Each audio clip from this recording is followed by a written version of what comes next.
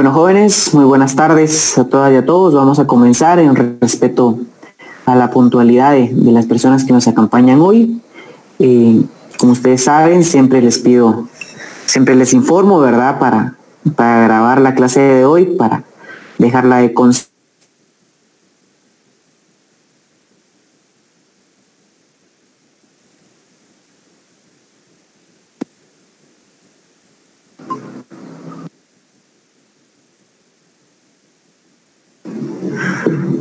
Disculpen, ¿me escuchan? Fíjense que me sacó ahorita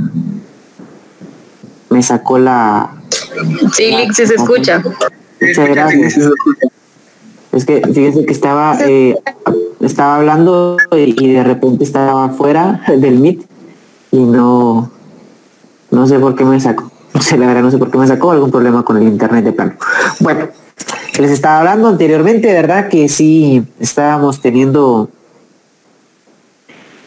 varias clases respecto a los delitos contra la vida. Previo a ello, pues voy a grabar lo que es la clase del día de hoy, ¿verdad? Para que ustedes estén enterados. Lo hago con el objeto de subirlo después a la plataforma del grupo y también tener constancia de las clases que se están emitiendo en la modalidad virtual, ¿verdad? Porque nosotros también tenemos que rendir cuentas ante las personas que nos contratan. Entonces, tengo que tener esta grabación, ¿verdad? Bueno, jóvenes, ustedes imagino que ya recibieron un correo electrónico. El día de ayer estuve enviando todavía algunos correos faltantes con algunas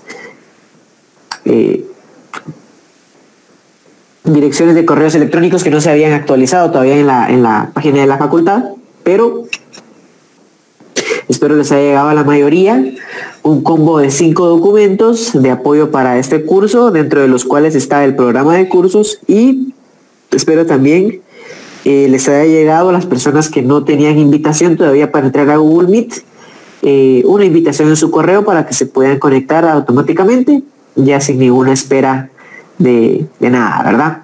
Bueno, muy buenas tardes a todas y a todos. Vamos a comenzar la clase de hoy. ¿Se recuerdan ustedes que el martes anterior el doctor Estuardo Galvez había desarrollado el tema de el inicio de los homicidios agravados o calificados? ¿Se recuerdan ustedes que nosotros habíamos visto que en el artículo 123 del Código Penal se establecen todos los elementos del tipo penal base de los delitos contra la vida? ¿Sí? Y habíamos visto en la semana pasada los delitos atenuados, y en la clase anterior el doctor Estuardo nos hizo favor de platicar sobre los delitos derivados desde el punto de vista agravados o calificados, como lo eran el parricidio y el asesinato. Si hay alguna duda sobre estos delitos, algunas personas me han estado enviando correos electrónicos, se los estoy compartiendo, pero también si ustedes tienen alguna duda la pueden ir colocando aquí en el área de chat y yo con todo gusto les voy a ir respondiendo sus inquietudes, ¿verdad? Pero bueno, fíjense entonces ustedes que en la clase anterior, como se los dije, con el profesor titular vimos los primeros 2 delitos contra la vida calificados, ¿sí?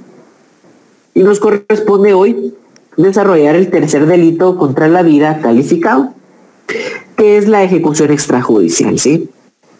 La ejecución extrajudicial, si ustedes leen el artículo 132 bis de nuestro Código Penal, es un artículo bis porque por técnica legislativa los legisladores, cuando están creando nuevos delitos, prefieren colocar artículo bis, artículo ter, artículo quater y así sucesivamente, para evitar modificar el número de artículos del Código Penal. ¿Cómo así? Dirán ustedes. Bueno, este delito fue posterior a 1973, ¿sí? Que es la fecha en la cual se creó y entró en vigencia el Código Penal actual. Entonces los legisladores tenían 2 opciones. La primera opción era crear el artículo 500 del Código Penal, pero si hubieran creado el 500, el delito de ejecución extrajudicial hubiera quedado fuera de los delitos contra la vida. Y entonces, para llevar un orden, ustedes van a ver a lo largo de este curso y de Derecho Penal 3 que se van creando los artículos bis, ter y etcétera, ¿verdad? En este caso, bis, pudiéramos decir que hace referencia a segundo, ¿sí? 132 original, que es el tema del asesinato. 132 bis, que es el segundo artículo 132, que hace referencia a la ejecución extrajudicial.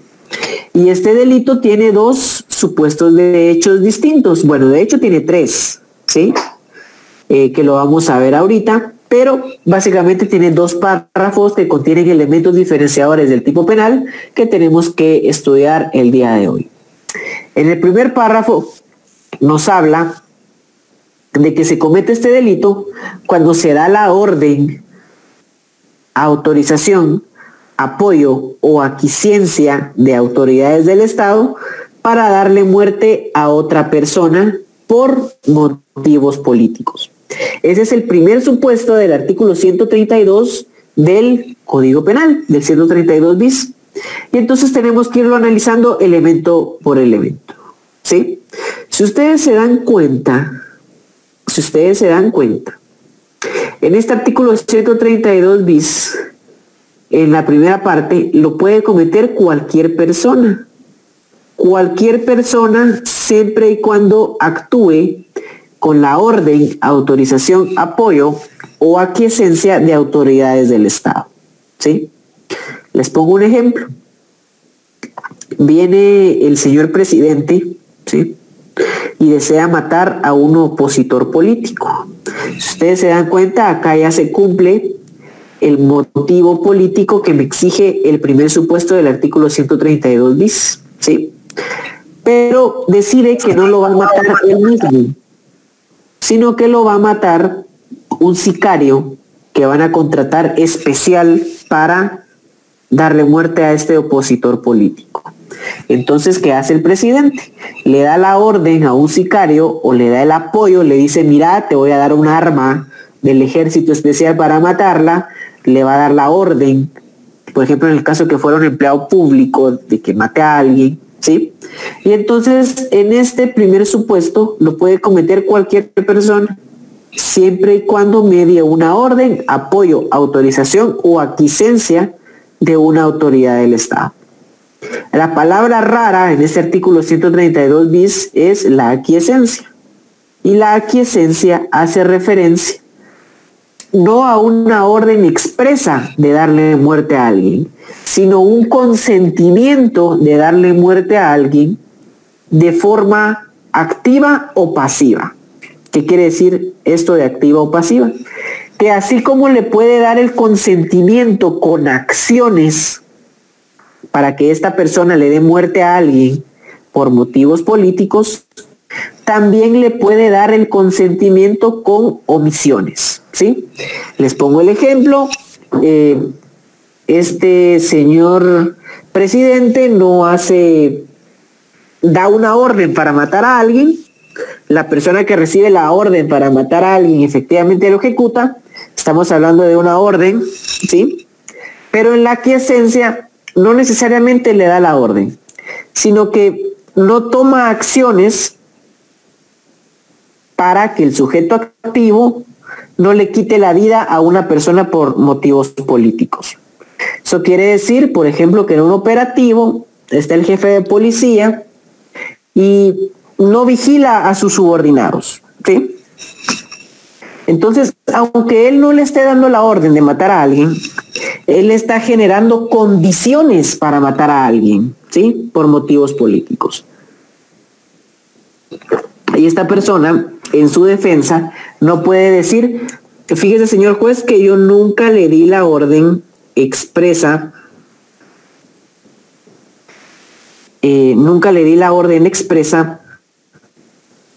para yo poder cometer este delito.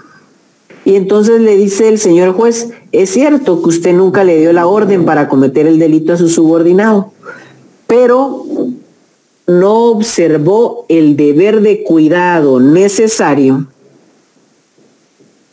para que no se crearan condiciones de ejecución extrajudicial. ¿Sí? En este caso, la aquiescencia es ese consentimiento, ya sea expreso o tácito, para cometer la ejecución extrajudicial.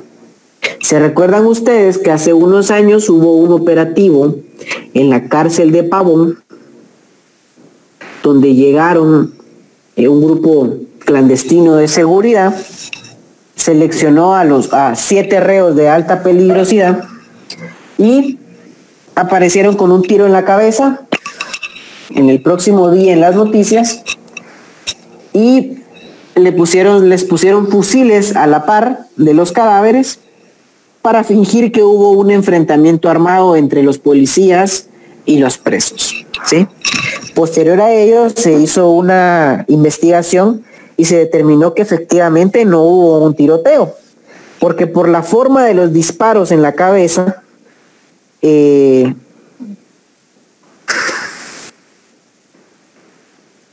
la forma en la cual le dieron los tiros en la cabeza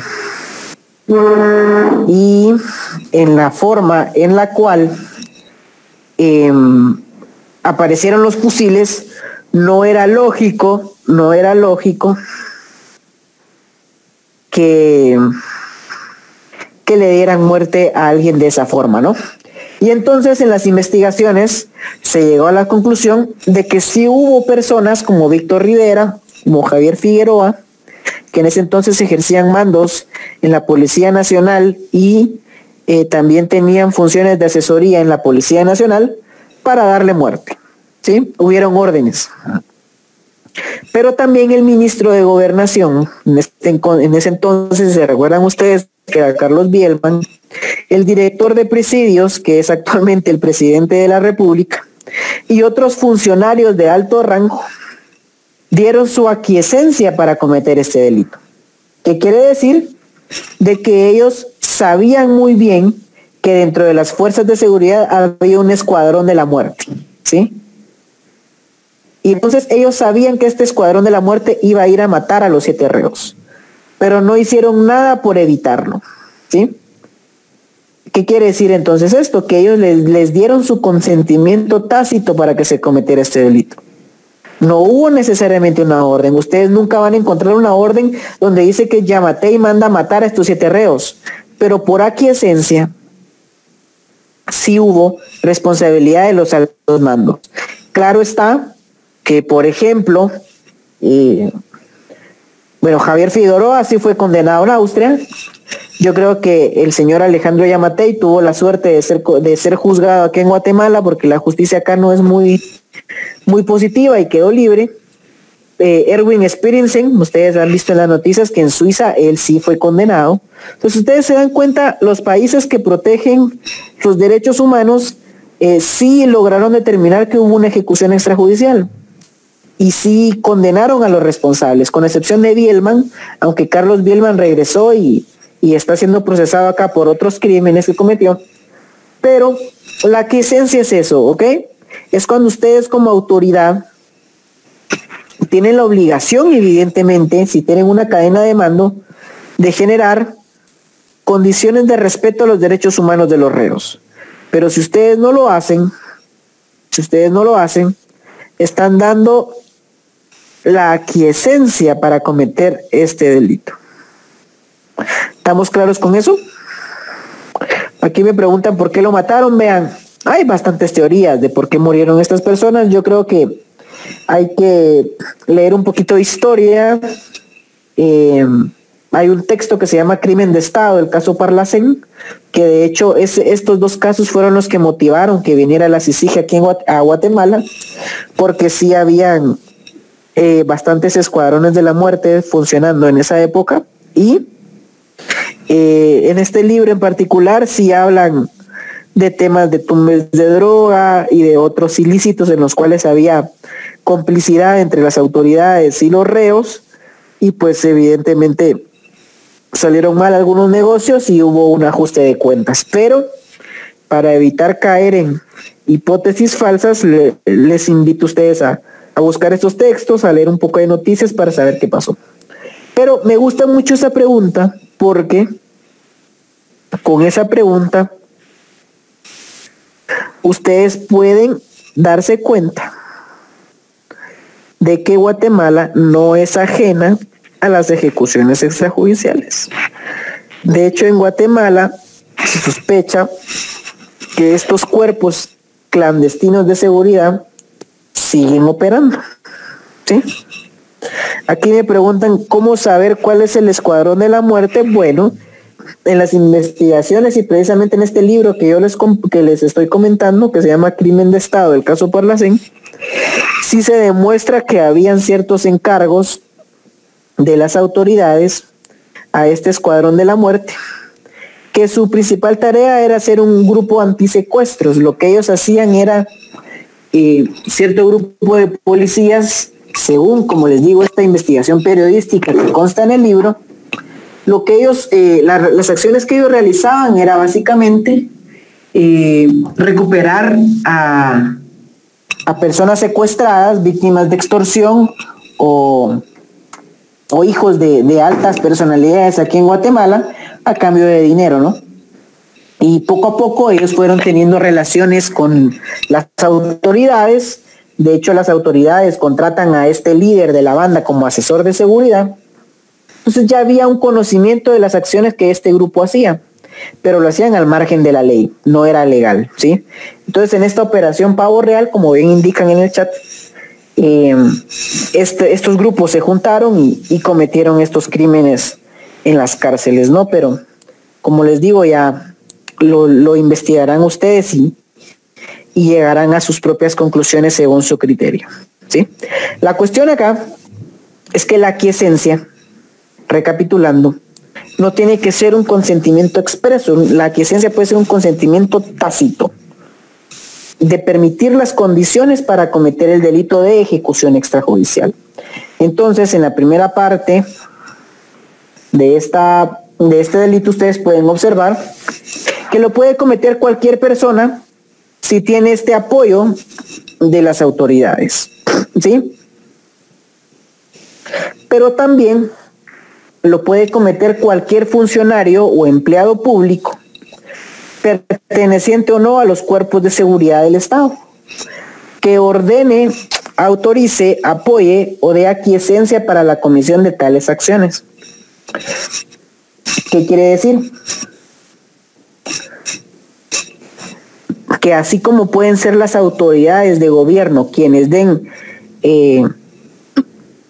la orden, el apoyo o la aquiescencia para cometer la ejecución extrajudicial, también puede ser que lo cometa cualquier funcionario público, cualquier empleado público,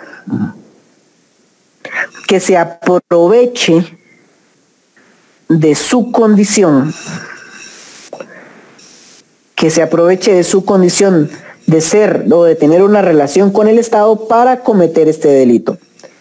¿Qué quiere decir? Que así como puede en la primera parte del delito puede ser el presidente de la República queriendo matar a una persona por un móvil político, ¿sí?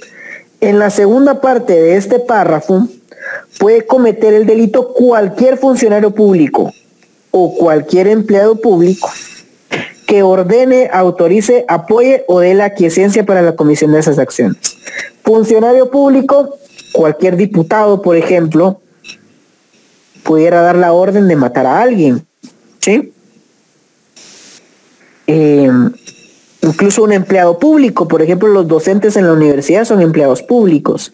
Y si a través de su cargo ellos pueden tener la potestad de darle muerte a alguien, es una ejecución extrajudicial. Y fíjense ustedes cómo está redactado este tipo penal. Si ustedes se dan cuenta, nos está hablando de que hay una ejecución extrajudicial. Eso quiere decir que pueden haber ejecuciones judiciales, como antes era la aplicación de la pena de muerte, ¿sí? Y entonces la pena de muerte se aplicaba después de un proceso legal. Entonces era una ejecución extrajudicial. Pero acá lo que estamos castigando es cuando los agentes del Estado le dan muerte a alguien. ¿Por qué le dan muerte? Pues por un móvil político, pero lo están haciendo fuera del marco de la ley. Por eso es que es una ejecución extrajudicial. Intrínsecamente nos está diciendo este artículo de que el Estado sí tenía el poder punitivo de quitar la vida, pero solo lo puede hacer de una forma judicial. No lo puede hacer de una forma extrajudicial. ¿Sí? Y entonces vamos avanzando, ¿sí? Donde ya concluimos en esta primera diapositiva que el sujeto activo puede ser cualquier persona o un funcionario público, ¿sí? El sujeto pasivo puede ser cualquier persona, pero el móvil siempre tiene que ser político. ¿Sí? El móvil siempre tiene que ser político. Ya nos están haciendo aquí algunas preguntas en el chat, donde nos pregunta si la ley fuga es una ejecución extrajudicial. Así es. Para los que no lo conocen, la ley fuga hace referencia a que todo preso que se fugaba lo mataban. Y eso también pasó en el marco de las operaciones Pavo Real, y en ese contexto histórico de Guatemala también se aplicó una ley fuga donde los reos que se escapaban, por ejemplo, el infiernito, aparecían con disparos en la cabeza en una cuneta. Y se llegó a demostrar de que el gobierno de aquel entonces a todo reo que se escapaba lo mataba, ¿no? Era como un mensaje para los reos que no se escaparan. ¿Sí? Nos preguntan acá, bueno, el examen de retrasada, compañeros, ustedes saben muy bien que es el contenido de Derecho Penal 1. Es un examen de retrasada, es todo el semestre, pero yo creo que no es el lugar acá para hacer ese tipo de preguntas, pero para los que tengan dudas de una vez se los contesto. El contenido de examen de retrasada es lo que vimos en Derecho Penal 1, ¿no? Para ganar la clase hay que saber todo el contenido, ¿sí? Aquí nos pregunta Byron Calderas, por muy bajo que sea el cargo público que tenga la persona, siempre se habla de una ejecución extrajudicial. Byron, siempre se va a hablar de una orden extrajudicial, pertenezcas o no a los cuerpos de seguridad del Estado, ¿sí? Si tienes en los medios del ejercicio público los medios suficientes para cometer el delito. ¿Esto qué quiere decir? De que, por ejemplo, como particular, tú quizás no hubieras tenido acceso a una finca del Estado donde poder cometer tu crimen. Tú como particular no hubieras podido tener acceso a un vehículo para cometer el crimen. Tú como particular no hubieras tenido el acceso a un arma para cometer el crimen. Entonces, todo aquel crimen que se realiza utilizando la posición de poder que da la función pública es un delito extrajudicial. Si es un cargo bajo, por ejemplo en el ejército, ¿no? Si lo ordena el general, obviamente es una ejecución extrajudicial. Pero si lo hace el soldado raso, también es una ejecución extrajudicial, porque el reproche que estamos haciendo acá es utilizar la función pública para quitar la vida. Eso es lo que nosotros estamos usando. ¿Sí? Nos siguen preguntando acá. ¿Extrajudicial es porque lo comete o apoya a alguien que tiene cargo público y es un asunto público? No. Extrajudicial es porque un funcionario público investido con la representación del Estado es un funcionario del Estado. Y ustedes lo saben bien que en Derecho Penal 1 el Estado solo puede aplicar su poder punitivo si lo hace a través de un proceso penal. Pero como está aplicando un funcionario público el poder punitivo del Estado fuera de un proceso penal, se habla de que es una ejecución extrajudicial. La muerte de Jorge Carpio Nicol fue a manos de los PAC y de los G2. ¿Es también un escuadrón de la muerte? Sí. De hecho, la mayoría de cuerpos ilegales de seguridad y aparatos clandestinos de seguridad se remontan mucho a esa época, ¿no? Se remontan muchísimo a la época donde estos grupos clandestinos se quedaron sin chance. Y para buscar trabajo, lo que hicieron fue dedicarse a actividades ilícitas, ¿sí? Y entonces acá es un tema acá de escuadrones de la muerte que, si tienen el apoyo o la aquiescencia del Estado, cometen el delito de ejecución extrajudicial.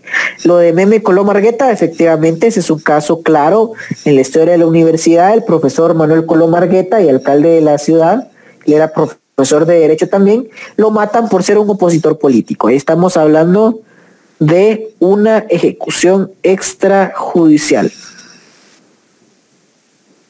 ¿Sí? No, aquí me habla Sergio Estuardo de los motivos personales y ya lo vamos a ver más adelante. Ahí está, claro, Evelyn. Tenemos el primer supuesto, que es por motivos políticos, y el segundo es cuando sea un funcionario o empleado público, ¿sí? Pero ahorita ya vamos a ver el otro párrafo, ¿sí? Que es el tercer supuesto.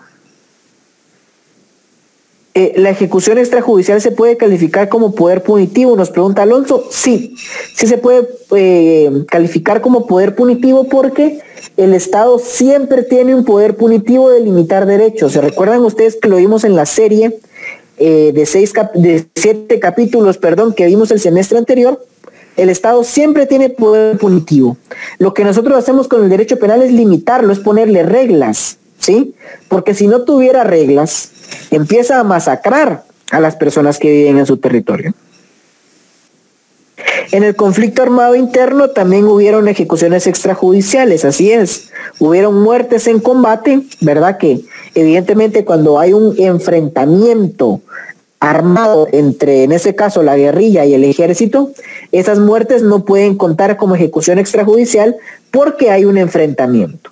Pero sí cuenta como ejecución extrajudicial perseguir a alguien desde un helicóptero y ametrallarlo con un vehículo oficial cuando él salía de dar clases de un lugar, como le pasó en este caso a Manuel Colom Argueta, o como también me recuerdo yo a Mario López Larrabe, otro profesor de Derecho que falleció en esa época. O sea, lo justo en un conflicto armado interno es evidentemente combatir a tu enemigo en el campo de batalla.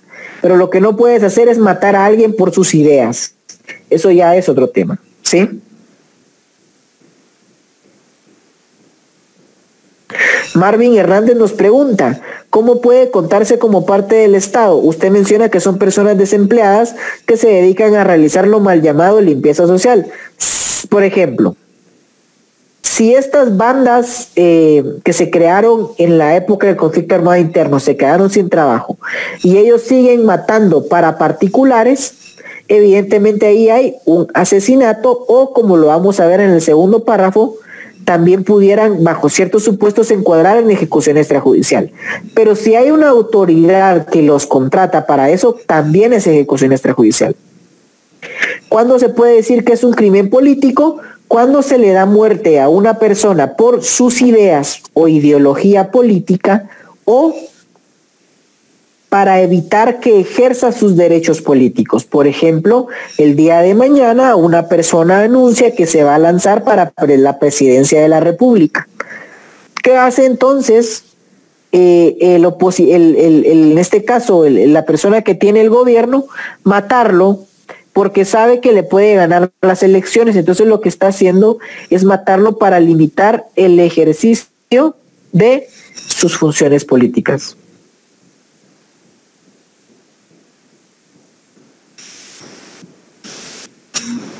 Y si puede haber ejecución extrajudicial en esta época, claro que se pueden seguir cometiendo ejecuciones extrajudiciales. Bueno, pero avancemos ya un poco al segundo supuesto y tal vez vamos a ir resolviendo más dudas. El segundo párrafo del artículo 132 bis nos habla de que también hay una ejecución extrajudicial, la privación de la vida de una o más personas, aun cuando no medie móvil político. Vean ustedes aquí que en el primer párrafo sí hay móvil político, en el segundo párrafo no hay móvil político. Cuando se comete por elementos de los cuerpos de seguridad del Estado, estando en ejercicio de su cargo, cuando actúen arbitrariamente o actúen con abuso o exceso de fuerza.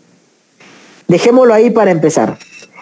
¿Qué quiere decir esto? Que si un policía o si un miembro del ejército mata a alguien, aunque no tenga órdenes ni autorización de sus superiores, vamos a suponer que es un policía que detiene a un delincuente juvenil, pero como el muchacho va de hacer varios crímenes en el vecindario, decide que esta vez no solo lo va a capturar, sino que lo va a matar. Aunque él no tenga el apoyo de sus superiores, por ser policía en el ejercicio de su cargo, se le condena como ejecución extrajudicial. ¿Por qué? Vuelvo a repetir, este delito lo que reprocha o lo que agrava la pena es que hay una persona que está utilizando una posición de poder del Estado y está cometiendo un delito, ¿sí? ¿Se recuerdan ustedes el caso de los 8 muertos en la montaña de Alaska, allá en Huehuetenango, que murieron por balas del ejército? Pues bueno, el Ministerio Público los procesó por ejecución extrajudicial.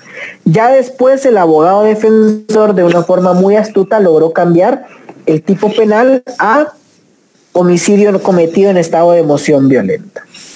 Pero a mi criterio, y también era el criterio de los fiscales, era que se había cometido una ejecución extrajudicial. ¿Por qué? Porque los guardias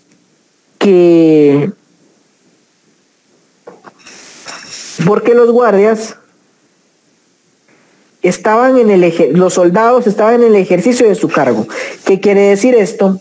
Que si una persona está cumpliendo funciones públicas y es de las fuerzas de seguridad y le da muerte a alguien,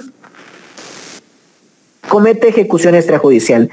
Por ejemplo, si es un policía que está en su día de vacaciones y le da muerte a su vecino en una discusión, no estamos hablando de la ejecución extrajudicial. En todo caso, estaríamos hablando ¿de qué? De un homicidio o de un asesinato. Porque si ustedes se dan cuenta, él no está en el ejercicio de sus funciones. Y eso es lo que ustedes tienen que tener claro. Tenemos que poder diferenciar los supuestos donde se puede cometer un delito de ejecución extrajudicial en el ejercicio del cargo público y donde se cometen los delitos de ejecución extrajudicial por un móvil político, y diferenciarlo de aquellas personas que, aunque son funcionarios o empleados públicos, cometen el delito de quitar la vida, pero sin ejercer su cargo, ¿sí? Si no lo hacen en el ejercicio de su cargo, estamos hablando de cualquier delito contra la vida, pero no es una ejecución extrajudicial. ¿Estamos claros con esto? Entonces, ¿qué hace el segundo párrafo en su primera parte? Quitarle el móvil político. ¿Esto qué quiere decir? Que así como se puede cometer el crimen por un móvil político, también se puede cometer la ejecución extrajudicial sin un móvil político, siempre y cuando hayan sido elementos de las fuerzas de seguridad del Estado. Y vean acá también lo que me preguntaban algunos compañeros, ¿sí? Igualmente cometen el delito de ejecución extrajudicial los miembros o integrantes de grupos o bandas organizadas con fines terroristas, insurgentes, subversivos o con cualquier otro fin delictivo, cuando como resultado de su accionar resultare la muerte de una o más personas. Aquí, si ustedes se dan cuenta, lo que se está castigando ya no es al funcionario público, sino a estructuras organizadas de crimen organizado. En lo particular, yo considero que este segundo supuesto que está contenido en el artículo 132 bis no debería de estar, porque los grupos de miembros o integrantes de grupos o bandas organizadas con fines terroristas, insurgentes, subversivos o con cualquier otro fin delictivo Ellos, si matan, evidentemente cometen el delito de asesinato, porque como en esencia el delito de ejecución extrajudicial me dice que se está matando a alguien fuera de un juicio, ¿sí? Y los únicos que pueden aplicar juicios es el Estado. Evidentemente, si yo también deseo aplicarle el delito de ejecución extrajudicial a los terroristas o subversivos, estoy reconociendo que ellos también pueden matar si aplican un juicio. Entonces, para mí, este artículo tiene más una dedicatoria política, en este caso, cuando se creó el tipo penal a los miembros de la exguerrilla, que realmente una técnica jurídico-penal correcta, ¿sí? Pero aún así, pues evidentemente tenemos que estudiarlo en nuestro curso de Derecho Penal, y entonces aquí es donde ya encontramos que hay 3 supuestos para cometer el delito de ejecución extrajudicial. Primero, cuando hay una orden de apoyo, autorización o aquiescencia de un funcionario público a cualquier persona para matar por motivos políticos, ese sería nuestro primer supuesto, ¿sí? Nuestro segundo supuesto sería en aquellos casos donde es un funcionario o empleado público el que da el apoyo para matar a un particular. Si ustedes se dan cuenta acá, ya no me pide el móvil político. Y el tercer supuesto, que lo estamos viendo en la actual diapositiva, es cuando no hay un móvil político, pero el que quita la vida es miembro de una organización de seguridad del Estado, ¿sí? En el ejercicio de su cargo. Si él no está ejerciendo su cargo, no comete ejecución extrajudicial. Y en esta segunda parte de este segundo párrafo también nos da un elemento de un segundo sujeto activo, que en este caso serían los miembros de las bandas terroristas, subversivas o insurgentes. ¿Estamos claros entonces con esta diferenciación? Voy a leer acá el chat nuevamente.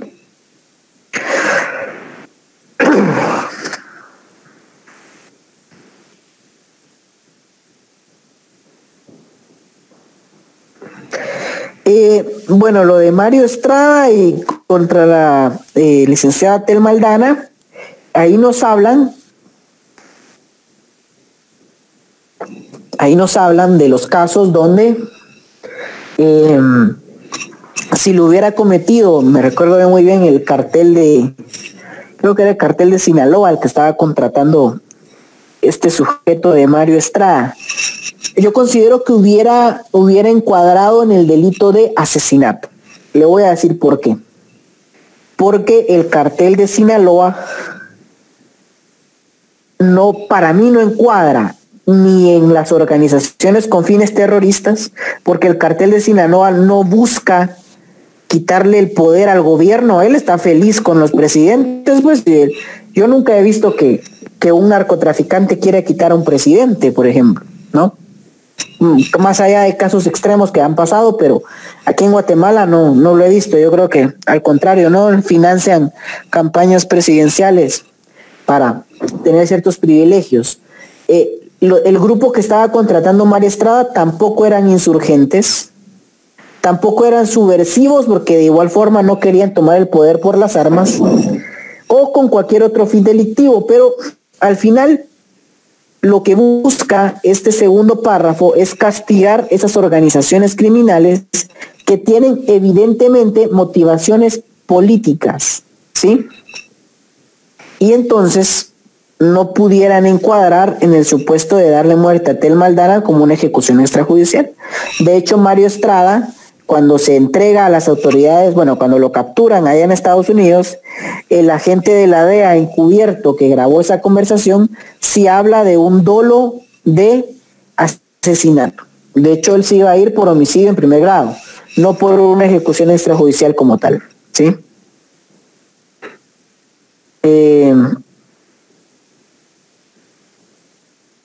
Bueno, el tema de Pablo Escobar, yo creo que hay que medirlo según el derecho penal colombiano, pero aquí en nuestro país, como lo respondí anteriormente, creo que sí encuadraría más en un delito de asesinato. Sí, de hecho, como bien aquí lo mencionan, ¿no? O sea, el particular estaba vestido de policía, pero como tal no era un funcionario público. Eso quiere decir que para que sea ejecución extrajudicial tiene que estar informado el Estado. Tiene que dar la orden, la autorización o el apoyo un miembro del Estado o con aquiescencia generar las condiciones para que se dé la ejecución extrajudicial. ¿Qué quiere decir? Que tiene que haber un consentimiento tácito, ¿sí? Un militar mata a alguien por órdenes de su superior. ¿A quién de los dos les cae más el peso de la ley? A ambos. Ambos cometen el delito de igual forma, uno por autoría inmediata y el otro por autoría mediata. ¿Se recuerdan ustedes que eso ya lo vimos en Derecho Penal 1, las clases de autoría? Pues a ambos les caería la misma pena.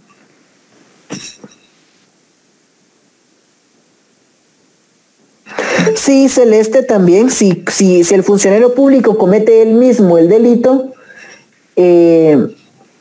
bueno, en este caso, si ustedes leen el tipo penal,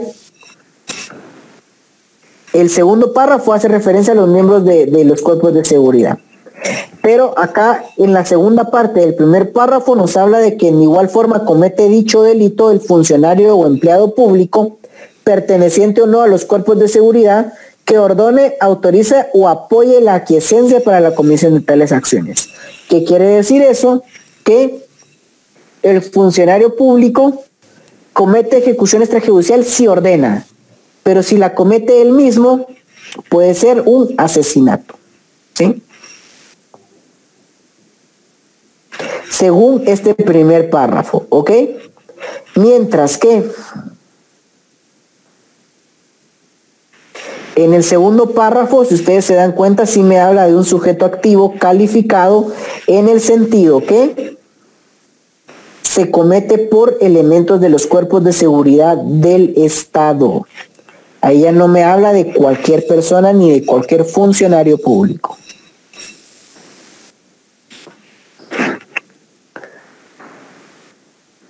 Voy a seguir leyendo preguntas.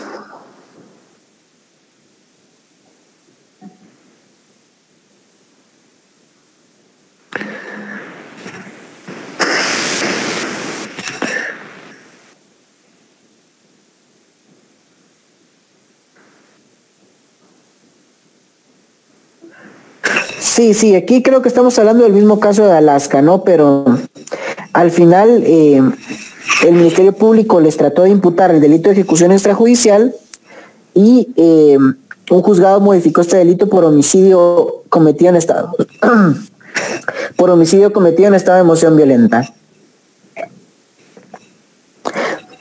Pero al final yo creo que ya depende muchísimo de las habilidades de cada abogado, ¿no? Para poder demostrar cómo se encuadran los elementos diferenciadores de cada tipo penal. Pero bueno, a lo que vamos es a esto, ¿no? Recapitulando, el primer supuesto en la ejecución extrajudicial hay una orden, apoyo, autorización o aquiescencia de autoridades del Estado por un móvil político, primer supuesto. Segundo supuesto, lo comete cualquier funcionario público si da la orden, aunque no medie móvil político. El tercer supuesto lo comete cualquier elemento de las fuerzas de seguridad estando en ejercicio de su cargo, ¿sí?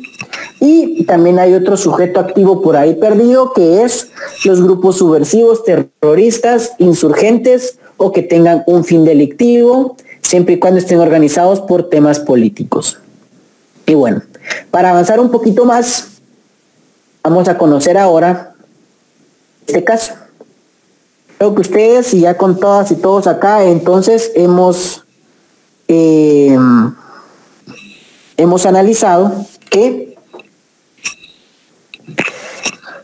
el bien jurídico de la vida puede ser violentado de distintas formas, ¿sí?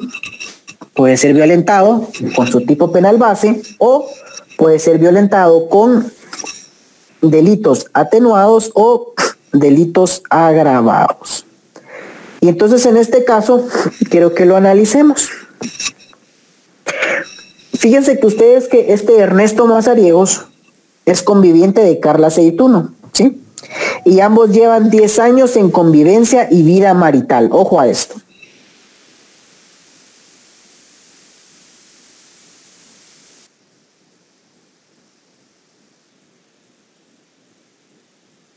Y para no hacerse las largas, tienen una discusión con Carla, siendo ella su pareja. Ernesto está cansado y le quiere dar muerte. Y la golpea brutalmente y la mata. Lo que yo quiero que analicemos ahorita es, Ernesto mató a Carla Aceituno. ¿Será que encuadra en el delito de parricidio? Que acá lo ven ustedes en su pantalla. Quien conociendo el vínculo matare a cualquier ascendiente o descendiente, a su cónyuge o a la persona con quien hace vida marital, o será que incurre en el delito de asesinato. Ustedes se acuerdan que en la clase anterior vimos que hay elementos del asesinato como el ensañamiento o la perversidad brutal. ¿Será que encuadra en el asesinato o en el parricidio? Acá ya están hablando algunos compañeros y creo que la mayoría se va por el parricidio, ¿verdad?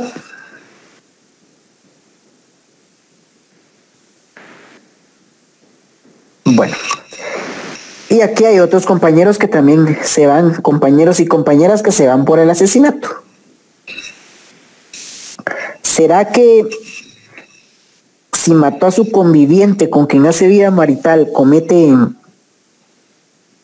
asesinato, o que el parricidio tiene elementos de matar a con quien hace vida marital y por eso cumple mejor los elementos exteriores del delito, ¿no? Pues fíjense ustedes que también en la primera sección, a primera hora, también hubo un debate sobre el tema, ¿no? Si nos vamos por el parricidio o por el asesinato, ¿sí? Pero yo aquí les vengo a presentar el primer delito contra la vida contenido en una ley penal especial, que es el femicidio. Y vamos nosotros a analizar cuándo hay femicidio y cuándo hay asesinato y cuándo hay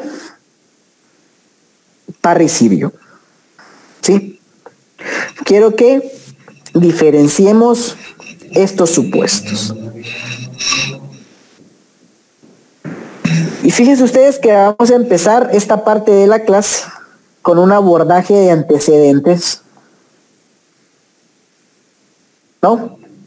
Porque no sé si ustedes se han dado cuenta, pero en la sociedad guatemalteca hay ciertos grupos que ponen en duda la legalidad de esta ley contra el femicidio y otras formas de violencia contra la mujer.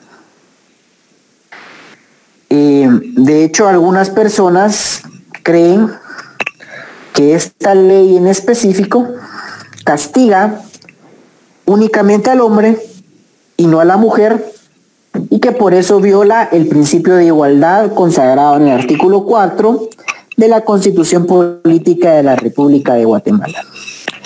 Entonces, lo primero que yo quiero que analicemos con esta ley es por qué se creó. Y si ustedes quieren analizar por qué se creó una ley, hay dos fuentes que pueden utilizar. La primera fuente que pueden utilizar es la exposición de motivos de la ley que se está creando. Y la segunda fuente que pueden utilizar ustedes son los considerandos de la ley que se está creando. Y en este caso yo se los puse acá en amarillo, donde los considerandos de la ley contra el femicidio y otras formas de violencia contra la mujer nos hablan, aquí se los puse en amarillo, ¿vean? Que se crea esta ley debido a las relaciones desiguales de poder existentes entre hombres y mujeres en el campo social, económico, jurídico, político, cultural y familiar, por lo que se hace necesario una ley de prevención y penalización. ¿Sí? Yo les pregunto a ustedes, ¿será que el legislador está hablando mentiras en este considerando o está diciendo la verdad? ¿Será que acá en Guatemala realmente hay relaciones desiguales de poder entre hombres y mujeres? A mi criterio personal, yo creo que sí hay relaciones desiguales de poder entre hombres y mujeres. Basta con ver ciertas actitudes y ciertos roles de género que se imponen a nivel social y que no es lo mismo crímenes cometidos contra hombres que crímenes contra mujeres, ¿sí? Si ustedes buscan en Google, yo tuve la oportunidad de buscar en Google en la clase anterior, y ustedes ponen temas de violencia contra la mujer, van a encontrar que Guatemala, por ejemplo, es el 5º país en la región donde hay más violencia contra la mujer. También compartimos los índices mayores de violencia física, emocional, económica, sexual, etcétera, contra la mujer.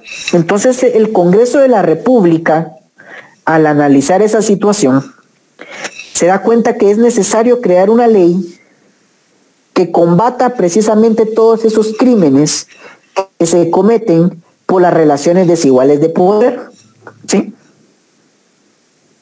Y entonces fíjense ustedes que, a pesar de eso, un grupo de abogados en el 2011 planteó una inconstitucionalidad contra la ley contra el femicidio y otras formas de violencia contra la mujer. ¿Sí? Y entonces ellos dijeron, miren señores, eso es falso. Aquí en Guatemala no hay relaciones desiguales de poder entre hombres y mujeres, sino que al contrario, el hombre queda desprotegido ante la mujer. Fíjense que eso es lo que dice la inconstitucionalidad aquí en el expediente que les estoy compartiendo. En el 3009 y en 2011, eso fueron a decir los abogados. Y fíjense lo que les responde la Corte. Vean lo que dice. Una vez referida la existencia de una situación objetivamente desigual entre hombres y mujeres, que es lo que fundamenta la existencia de tipos penales específicos que protegen a la mujer contra la violencia física, sexual, psicológica o económica ejercida en su contra. Vean esta primera parte. La Corte de Constitucionalidad le está diciendo a estos diputados y a las personas que creen que esta ley es inconstitucional que efectivamente hay relaciones desiguales de poder entre los hombres y las mujeres. Creo que para nadie es un secreto el machismo que impera en la sociedad guatemalteca, ¿sí? Entonces lo que está diciendo la CC en esta primera parte es, ¿saben qué? Tiene razón. Señor Congreso, usted tiene razón porque sí hay una situación objetivamente desigual. Y se los repito, no es lo mismo que un hombre llegue a denunciar un delito al MP a que llegue una mujer. ¿Sí? Tenemos que estar conscientes de que efectivamente por esas construcciones desiguales de poder en la sociedad guatemalteca es muy difícil que se aplique justicia en los casos de violencia contra la mujer, a diferencia de los casos de violencia contra los hombres, ¿sí? Entonces el Congreso se da cuenta que sí hay una justificación para crear esta ley en especial. Y vean lo que dice en la parte amarilla. Resulta más que evidente que la protección penal que brinda la norma persigue un fin constitucionalmente legítimo: garantizar la integridad y dignidad de la mujer, así como su desarrollo integral y el efectivo ejercicio de sus derechos a la igualdad, a la seguridad y a la libertad. ¿Sí? Y fíjense que el planteamiento de estos abogados giraba en torno a la igualdad. Y sigue diciendo la Corte, ¿sí?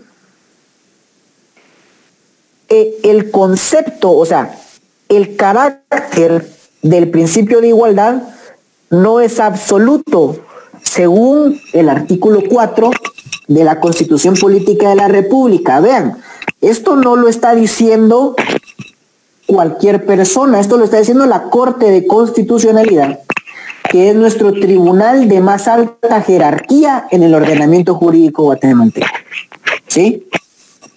Y fíjense lo que habla de la igualdad, que el derecho que esta norma garantiza no exige simplemente un mismo trato legal para todos los ciudadanos, sino determina que ante situaciones que revelen la disparidad de las condiciones o circunstancias existentes, el legislador está en la posibilidad de observar tales diferencias a fin de que su reconocimiento legal y por ende la regulación de un tratamiento diferenciado resulte eficaz para el aseguramiento de los valores superiores que inspiran al texto constitucional. ¿Qué nos sigue diciendo aquí la Corte? Señores, yo puedo tratar igual a los iguales, pero tengo que tratar de forma desigual a los desiguales. Y entonces, si yo tengo bastantes casos de violencia contra la mujer, yo tengo que generar un marco jurídico para protegerlas en específico. ¿Sí? Y entonces acá sigue dándole la Corte lecciones, ¿no? Y entonces básicamente la Corte les dice a este grupo de abogados, si ustedes creen que la ley contra el femicidio viola la igualdad, la solución no está en desproteger a la mujer, ¿sí? Sino que en todo caso, ustedes lo que tienen que hacer es pedir que creen una ley contra la violencia contra los hombres. Pero esto no quiere decir que la ley que ustedes están diciendo que es inconstitucional no cumpla con los parámetros constitucionales para ser ley. Y la dejaron vigente, ¿sí? ¿Y saben por qué la Corte de Constitucionalidad les dice eso? Porque si ustedes se dan cuenta,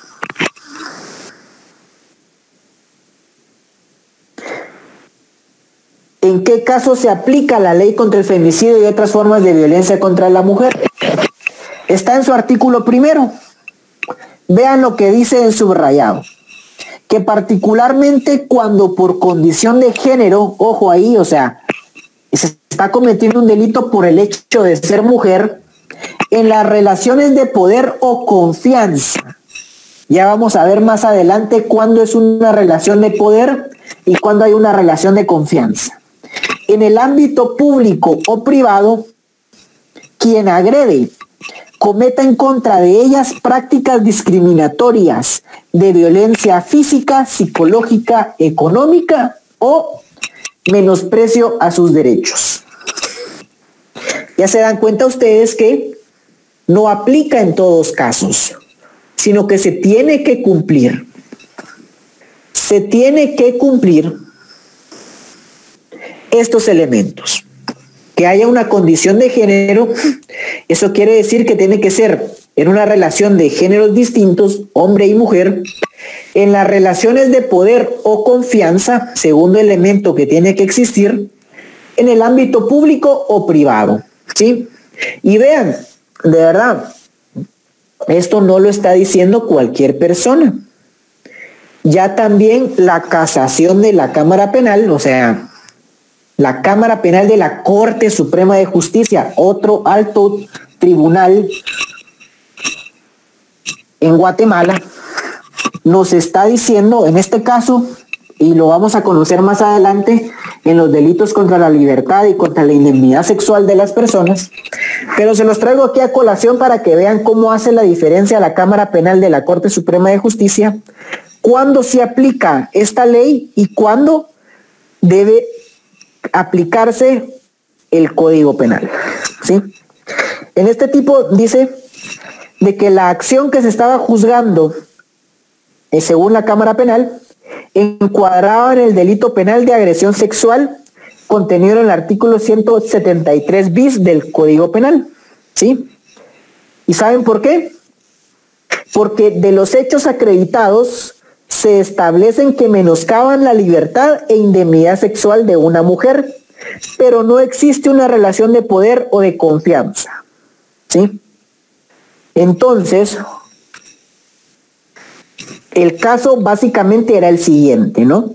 Un juzgado juzgó a un hombre por el delito de violencia sexual contra la mujer y la Cámara Penal le dice que no lo podía juzgar por ese delito, sino que era agresión sexual, porque en el juicio no se logró demostrar que existía una relación de poder o de confianza entre el hombre y la mujer, ¿sí?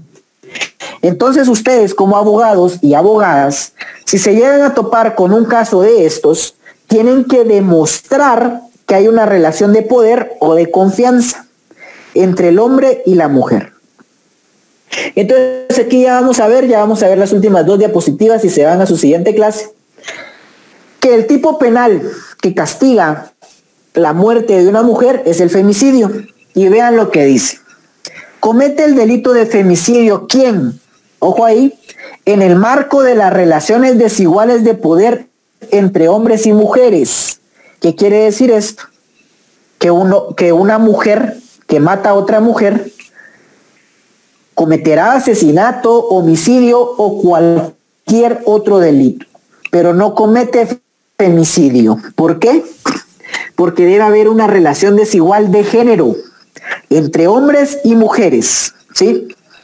Dice, continúa, diere muerte a una mujer por su condición de ser mujer, o sea que lo reafirma, valiéndose de cualquiera de las siguientes circunstancias. Y estos son los elementos diferenciadores del tipo penal, pónganle mucha atención. Primero, haber pretendido infructuosamente establecer o restablecer una relación de pareja o de intimidad con la víctima. ¿Esto qué quiere decir? Ejemplo, aquel pretendiente o aquel exnovio que desea estar con la mujer y ella en su derecho le dice que no, ¿sí? Y por este rechazo del hombre hacia la mujer, él viene y la mata.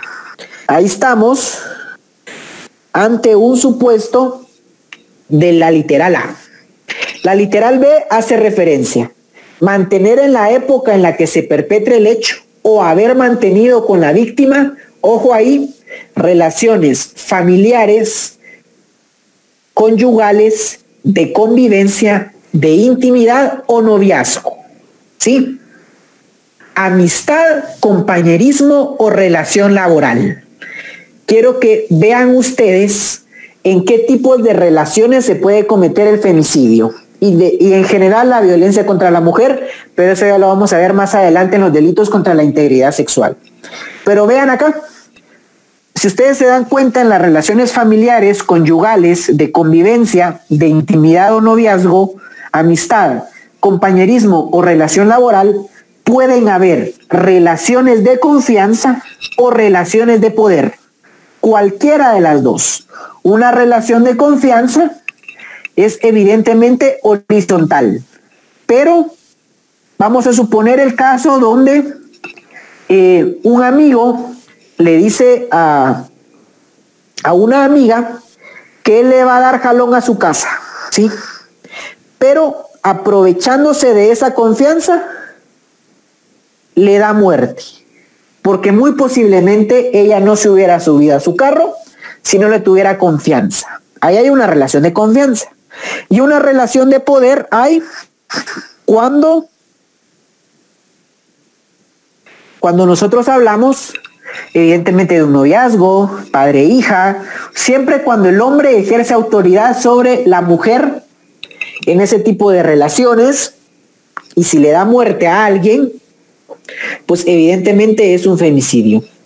Tercer supuesto, como resultado de la reiterada manifestación de violencia en contra de la víctima, ¿sí? Puede ser que no se conozcan, pero este sujeto reiteradamente acosa y hace actos violentos contra ella. Y un día la mata. Ahí hay femicidio. Como resultado de ritos grupales, usando o no armas de cualquier tipo, creo que está bastante claro este supuesto, en menosprecio del cuerpo de la víctima para satisfacción de instintos sexuales o cometiendo actos de mutilación genital o cualquier otro tipo de mutilación. Este es el caso donde hay una violación y aparte de la violación hay una muerte, ¿sí? En este caso hay un femicidio según esta literal. Por misoginia, que es el odio y el desprecio a las mujeres, hay personas que desprecian literalmente la existencia de las mujeres. Cuando el hecho se comete en presencia de las hijas o hijos de la víctima, creo que eso igual está bastante claro, y concurriendo cualquiera de las circunstancias de calificación contempladas en el artículo 132 del Código Penal. ¿Qué quiere decir esto? Que si ustedes cometen o le dan muerte, o un hombre le da muerte a una mujer bajo cualquier supuesto del artículo 132 del Código Penal, no comete asesinato, comete femicidio, ¿sí? Entonces acá está la diapositiva resumen de los delitos contra la vida, ¿sí? Donde ustedes pueden ver que nosotros desarrollamos los delitos atenuados y lo que estamos terminando hoy de ver, los delitos agravados o calificados, ¿sí? Entonces yo sé que ustedes tienen que ir a sus clases, voy a apuntar aquí algunas dudas y las vamos a resolver el próximo día de clases. Muchas gracias ahí por su atención y vayan por favor a su clase de civil. Que pasen una feliz noche.